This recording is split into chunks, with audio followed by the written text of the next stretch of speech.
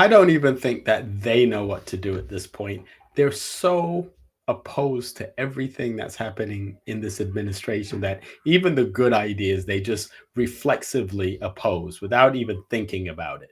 How does this work? So the executive order is clear.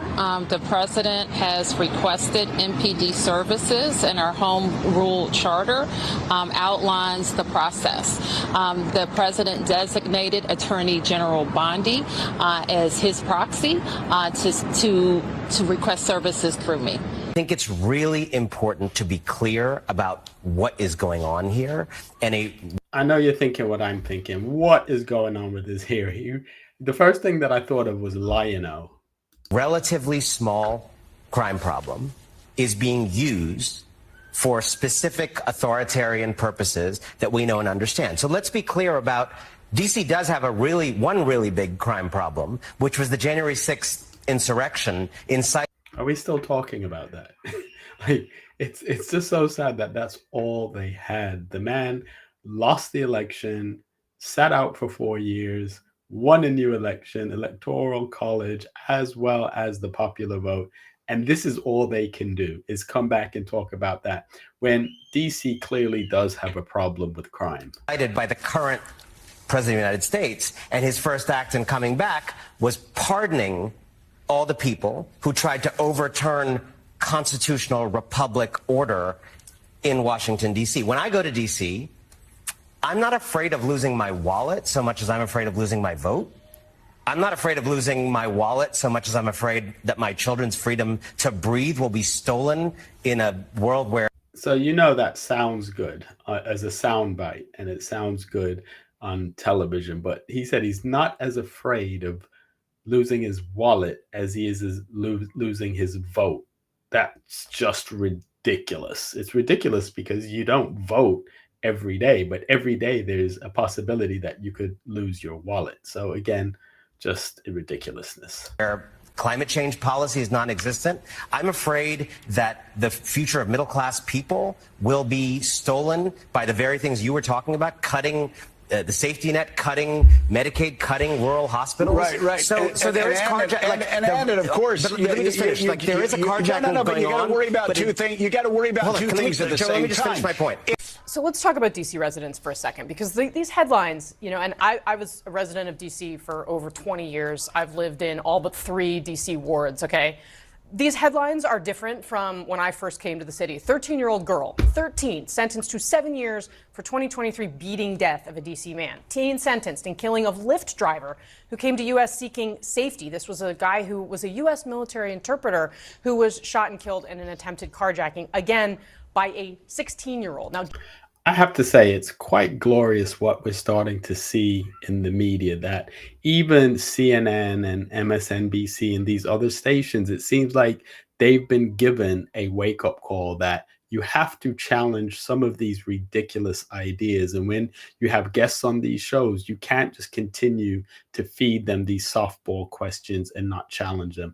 Because people who live in neighborhoods that are unsafe are watching, and they want to see that these people are being held to account. Juveniles fall under you, and the DC Attorney General, Jeanine Pirro, DC Attorney Jeanine Pirro, has focused in on this inability that she says she has to prosecute juveniles. The law allows people up to the age of 24 years old to potentially have more lenient sentences from judges. Is that working for people in DC?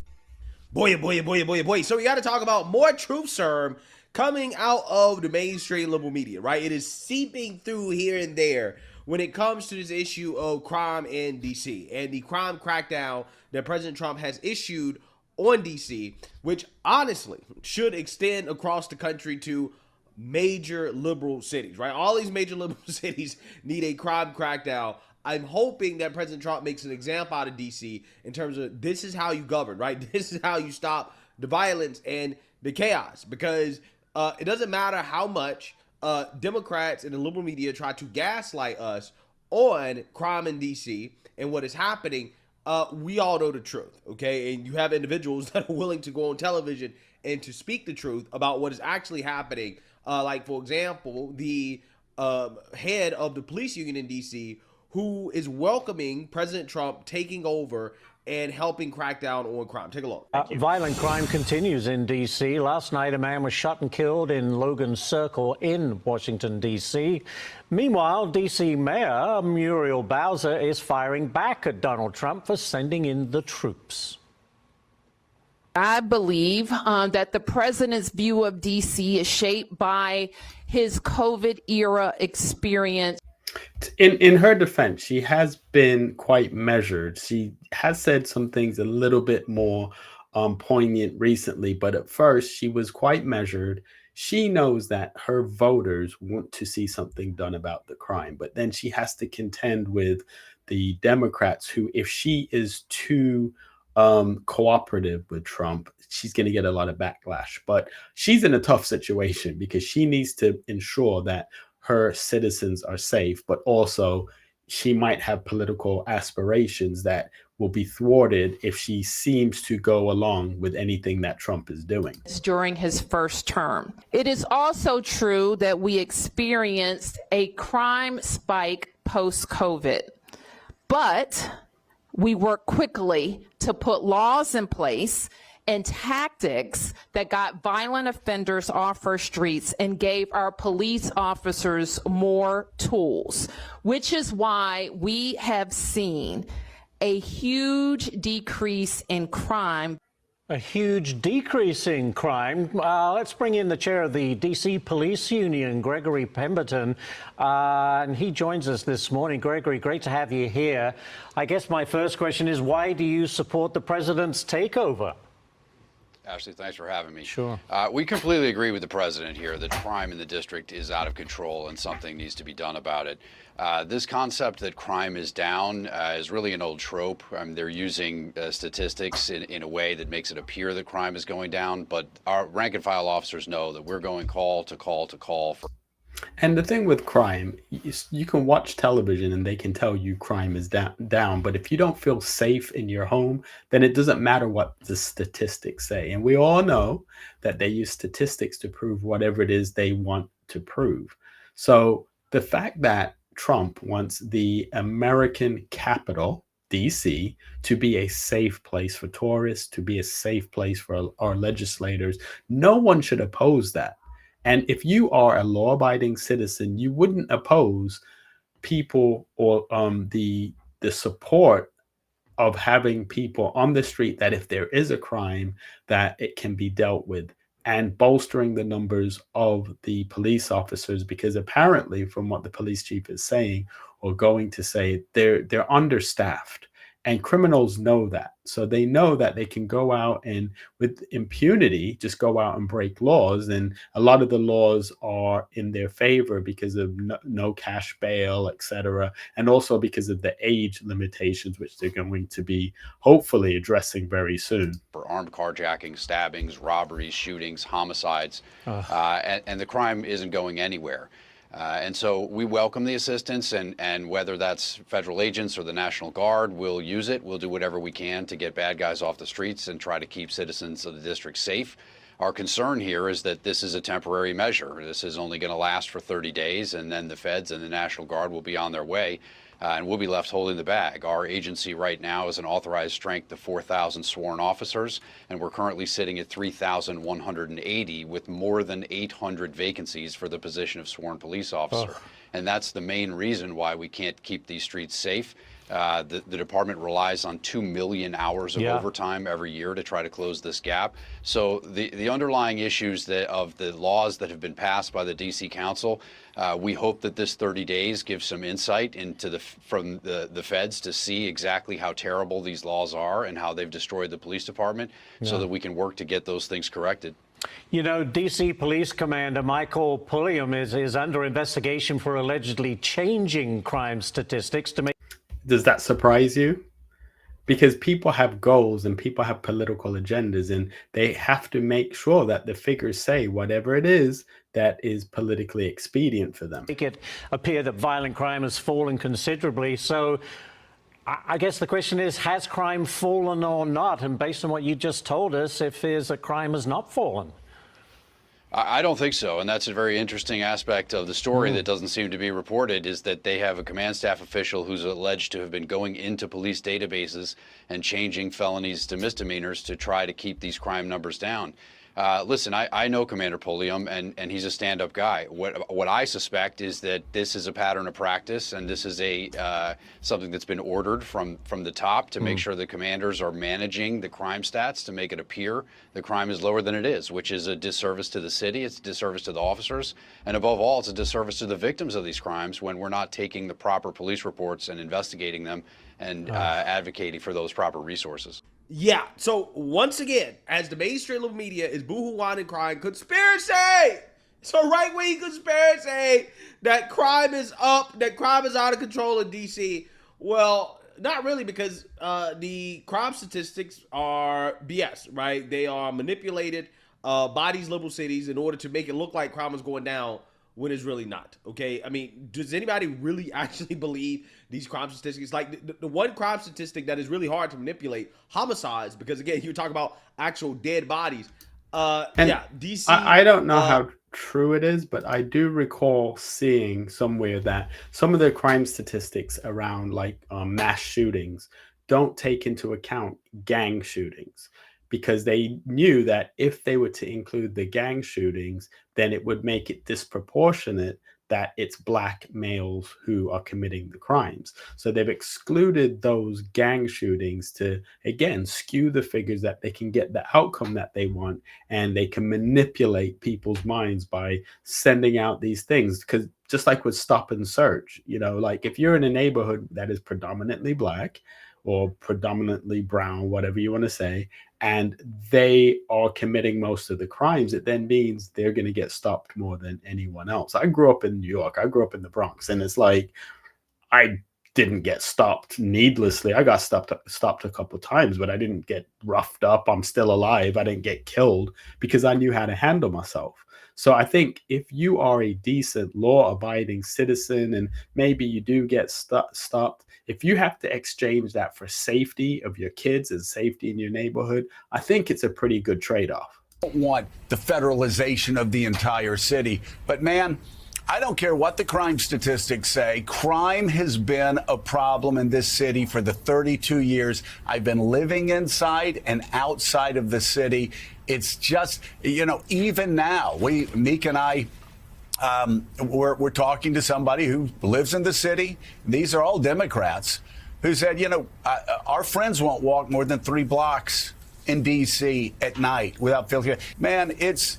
I think he's speaking the truth. And I think secretly, as much as these people will rail against these policies and rail against Trump because they have to, no matter what he's doing, I know that they feel safer with these provisions in place, because even the people that are politicians and people that may be legislators, they may have guards or they may live in a nicer neighborhood, but they have family members that maybe don't. So the safety of the city and the safety of the just regular everyday citizens is super important, not just to the people that it impacts, but to other people as well. So I think they secretly amongst themselves are like, yes, let him do it. Let him take the heat. We'll do this in front of the camera, but we feel a lot better knowing that our neighborhoods are going to be safer. It's door to door. I mean, I get one of those bikes, you know me. I love riding the bikes around. I'll ride around and I go door to door. I don't slow down. It's very dangerous there. Glad the crime rates are going down, but there is no sense of security for people who've been living in that city for 30 years. And again, my beef going back to my days in Congress always was, well, why isn't Congress doing more? I mean, they're really letting the nation's capital be guided by the lunacy of Marion Barry and some people on the city council that have some crazy ideas about, you know, stopping the police from doing their jobs. But it's the nation's capital. So I think Congress and the president should have stepped in 30 years ago. I will just go back to the fact that, you know, the people that are cheering this on privately are not like right-wing Republicans, are not MAGA people. A lot of our friends are in the media, and also Democrats that worked on Joe Biden's campaign, that worked on other campaigns, that are saying, yeah, I'd like to feel safe walking around this city. if the federal government can be a positive partner in keeping the streets safe while, again, forming a partnership with the D.C. police and not taking over, then at least the people I've spoken with that live in D.C. day in, day out, see this as a positive step. Huh. Interesting. Fascinating. So we have a situation where the same people who are boohoo, whining, crying on television about how this is so bad, this is so terrible, that also live in D.C., behind closed doors, they're cheering this on. They're happy that the president is doing this. Again, it really shows you how fake these people in the mainstream liberal media really are, right? They will go on national television because they hate Trump and talk about how bad this is, right? Like on the airwaves. But behind closed doors, they agree with it. Of course, because it's about safety. But for them, it's about power. Could you imagine any of these people coming out and just being honest, if they do actually agree with some of the Trump policies? They would lose their job. And then it's also the network of people that they surround themselves with. So they would lose those people as well. So they have no choice. But behind closed doors, they can speak truth. And you notice that Joe is not going to say any names. He's just going to say, well, I have, Democratic friends who actually support this. And he's been honest himself. And I think the position that they're in, they lost a lot of viewers anyway, just by going to see Trump when Trump took office again. And so I guess they realize that those people are gone already. The people that are still watching their show probably are more open to the nuanced conversation. Again, it's just, it really blows my mind. It really does. Okay. But who knows? When you are a liberal, okay, when you're a liberal propagandist, you have to toe a certain line, right? Because there are certain people that get offended, right, by crime crackdowns, because that means you have to acknowledge the truth about what is happening and who's committing the crimes and also who's a victim of these crimes. There's been a great deal of discussion about crime in the district. And the other day, I wanted to get a sense of what is actually happening in the District of Columbia. I asked for the number of teens who have been shot and killed. Can I just say, look at those faces. These are people that have been shot and killed. These are all young people. Where is BLM? Where are all these organizations? Where's Crump? Where's Sharpton? Where are all these people? In fact, these are the people that are railing against the policies to try to protect young lives like these. By gunfire. Teens, everyone under the age of 20. As you can see, in 2024, we have, I believe I said it was, how many? Yeah. As you can see, in 2024, we have 29 individuals who were shot and killed in the district, all teens, some as young as 3 years of age, okay, because of gunfire. Some of these cases are solved, some of them are not solved. But what this makes clear to me is that there is a whole community that is suffering because of the violent crime in this district.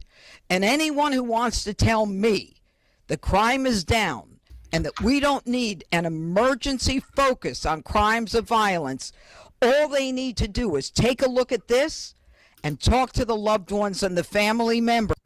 So let me get this straight. So you have a president who's supposed to be racist, sexist, homophobic, the stuff, right? But yet he's trying to do something to save those faces, to save those lives. And he's being called authoritarian for doing that. This is how, when you have this TDS, it's a thing. TDS is a thing. When you have it, it makes you lose all rational thought. Because the argument that he's doing this because he's racist is undermined by the fact that the people that he's trying to save are black people. Look at those faces. 3 years old. Can you imagine? A 3-year-old child was shot. And I can almost guarantee you it was by another black person. Of these individuals, all shot and killed long before their time. Yeah. So, again, that's the reason why, as a black conservative, a lot of this stuff is so frustrating to me, because you see The victims of these crimes are black people, black children more specifically. These same people who had claimed they love black people so much, for whatever reason, are not okay with Trump trying to save black lives. Because let's be honest, who's going to disproportionately benefit from a crime crackdown? Exactly. It's going to be us. It's going to be people in our neighborhoods. It's going to be people that are right now having issues because they can't walk the street and feel safe, because it's people that look like us that are the ones more likely to stop us. It's not someone in a white hood that's going to be roaming the streets of DC. It's someone that looks like us that's more likely to do us harm. Like black people, and listening to the press conference on my way over here, every city that he named, Chicago, Oakland, Baltimore, who's, by the way, Baltimore's crime is down 50%. All of them are black cities. So it just feels not only like a target on DC's back, but also mine as a black man in DC. It's just, it doesn't feel like home anymore. I was just texting my mom and my girlfriend like, yo, I think it may be time to like move out of DC. Pause. He did say girlfriend. Wasn't expecting that. See, because for one, I'm not wanted, and two, it's not safe, and it's kind of I kind of was left speechless because it's just, this isn't home anymore. It doesn't feel like home anymore. Donald Trump, Rev, says he's actually making Washington, D.C. safer. Is that what's happening? Well, first of all, Donald Trump was sat in the White House several hours during January 6th while his followers were beating police officers. Oh, can we give it up on this January 6th already? Can we just stop on the January 6th thing? The moment that he opens his whole argument with January 6th means he has nothing valid to say. Capitol Police and others, and never picked up the phone or picked up his Twitter and told him to stop. So you've got to deal with his record. His record is that if people are violent and disobey the law and assault law enforcement and are supportive of him, that's fine. But on some others that he claims out of control, because the data says that crime and violent crime has gone down in Washington, he's going to send out the National Guard. Well, why didn't he send it out January 6th? Okay. All right. I'll even go with your argument, Rev. Even if crime is down, it doesn't mean that there's no crime.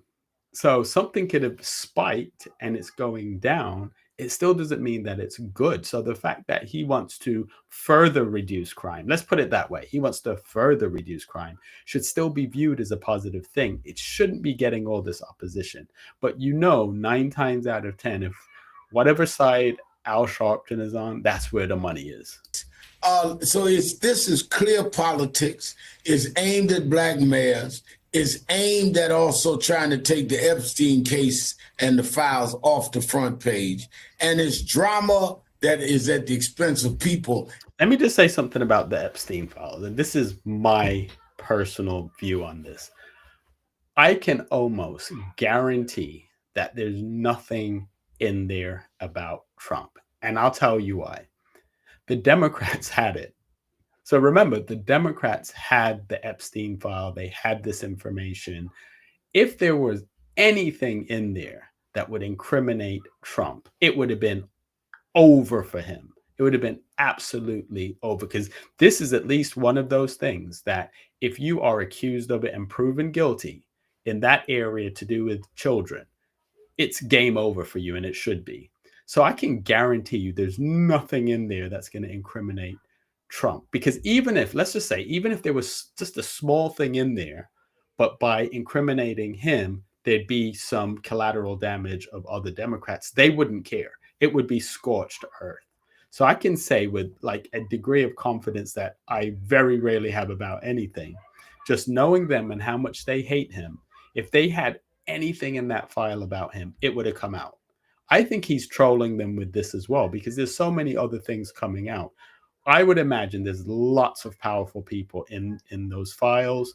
I'd imagine that there's people that maybe are in the Trump circle, definitely people that are in the Democrat circle.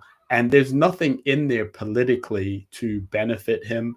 or maybe he's just trolling. But one thing I can say for certain, there's nothing in there about him.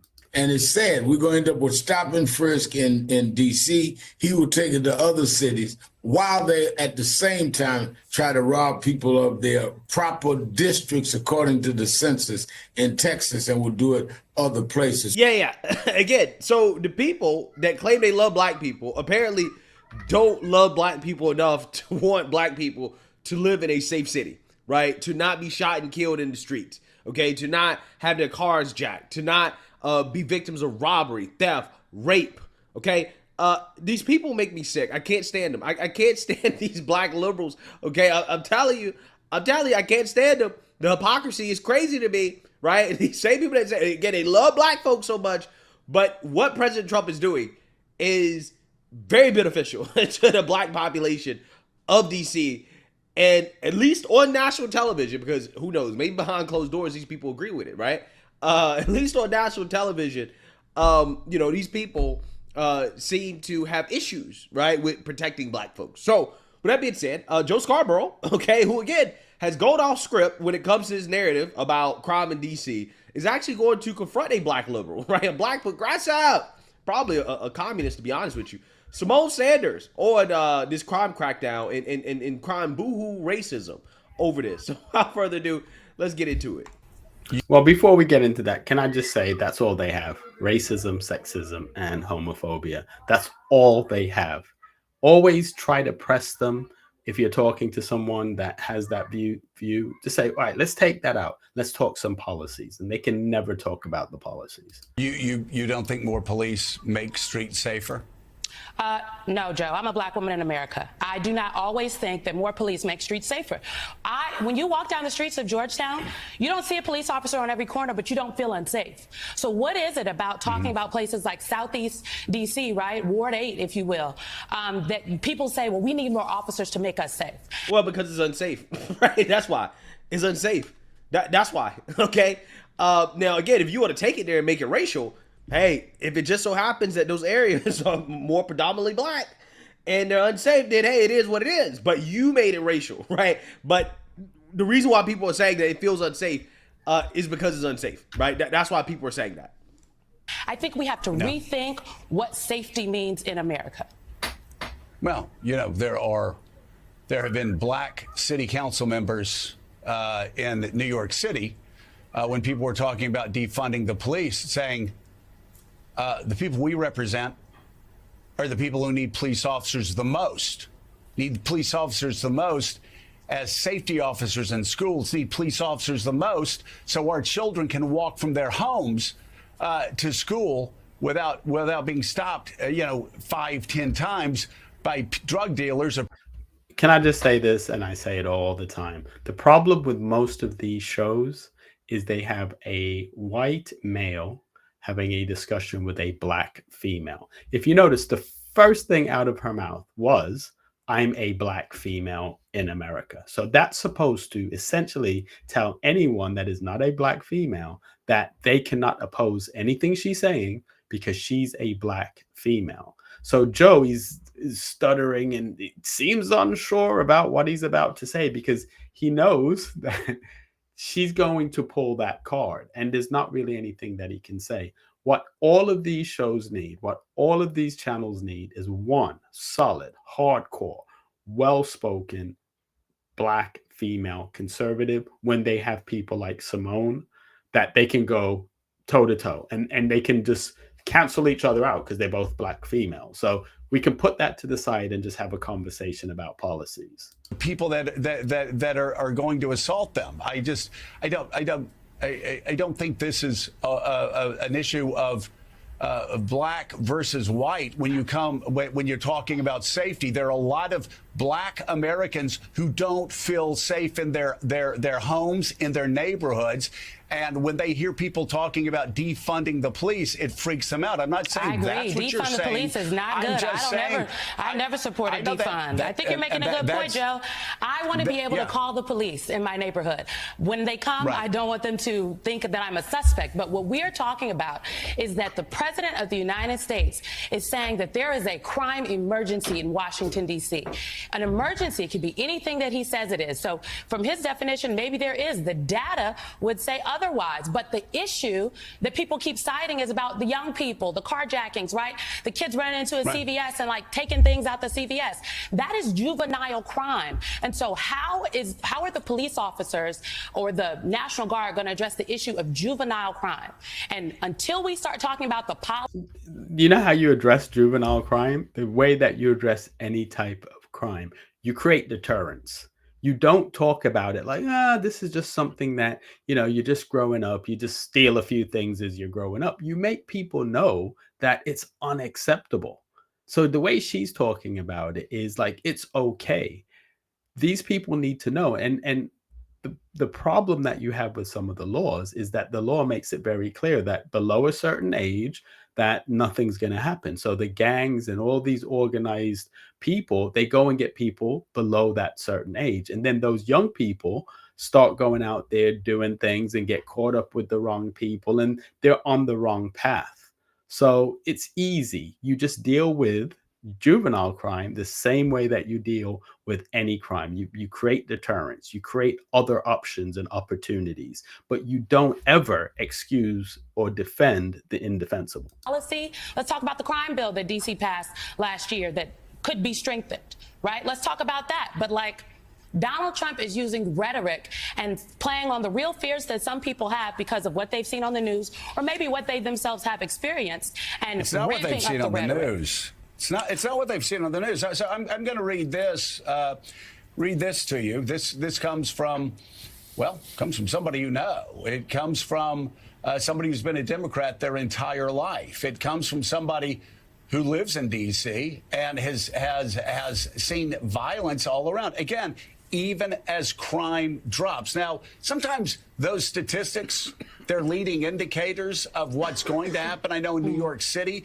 we kept hearing about crime dropping in 21, 22, 23. You started to feel it in 23. So who knows? Maybe these people will start to feel it in 23. But this lifelong Democrat who's very active in Democratic politics said, I know he's doing it for politics, but crime seems rampant. I've had too many friends of mine who've had their cars carjacked, shot at. None of us will walk more than 3 blocks after 8 p.m. 13-year-olds are committing many of these crimes. Quite the change from a decade ago when things were much calmer. I guarantee you that's a person that has never voted for a Republican in their life. Yeah, and will I never said it was Republicans, Joe.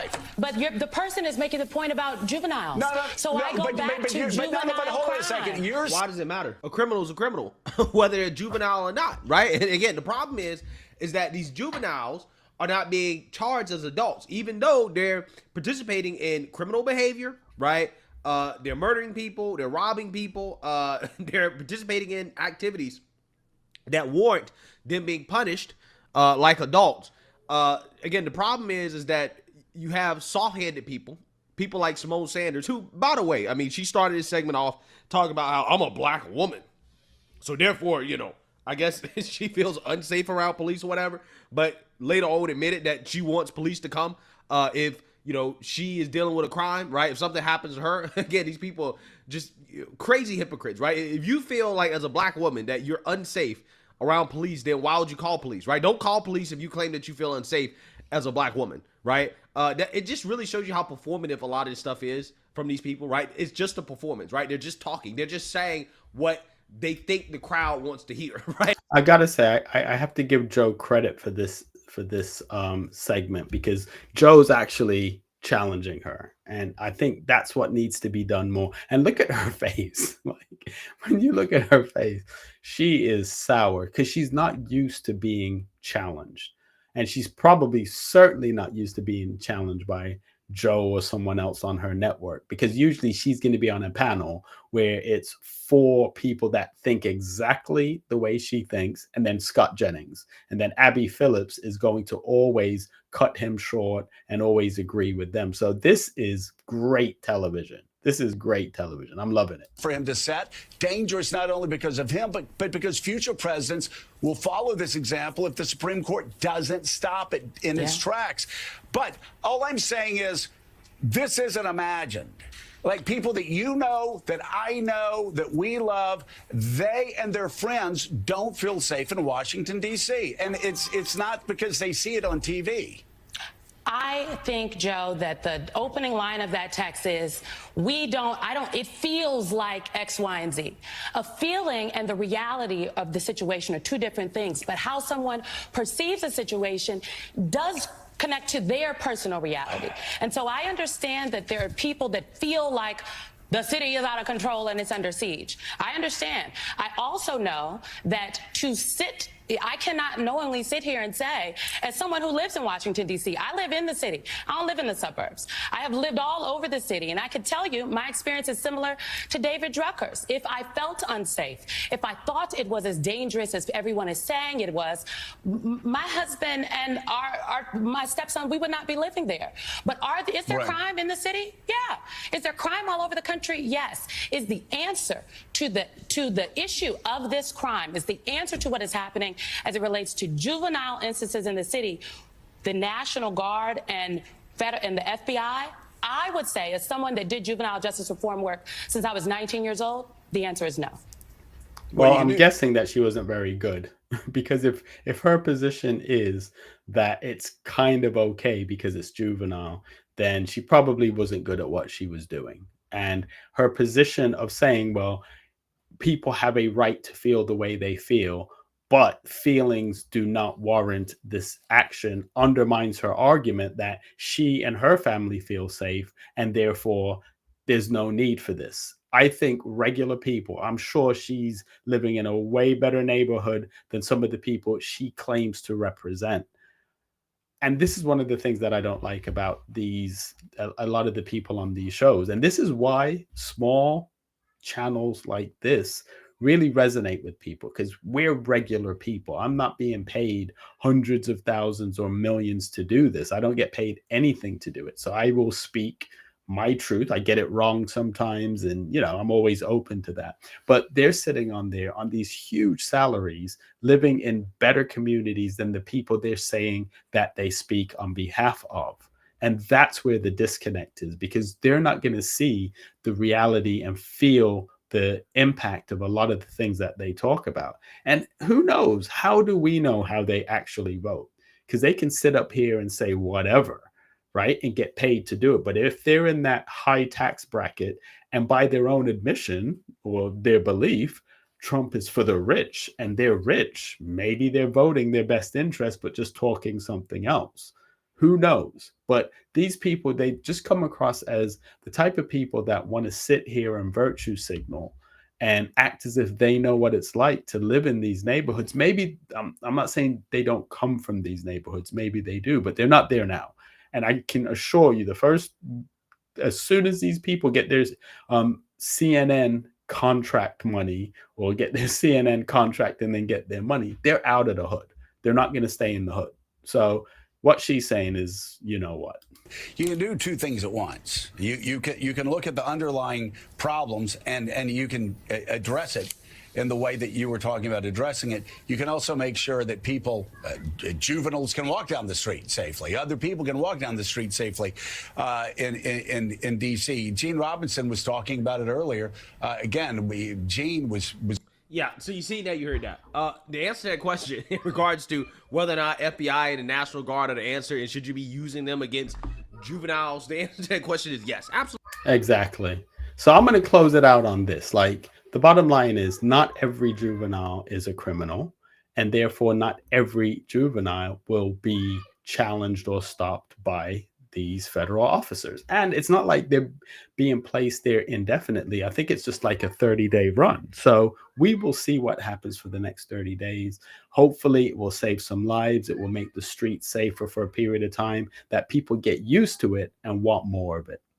That's it for me. Make sure that you like, subscribe, and make sure that you share this video. It's a really small channel, and all of your comments are appreciated, even the bad ones.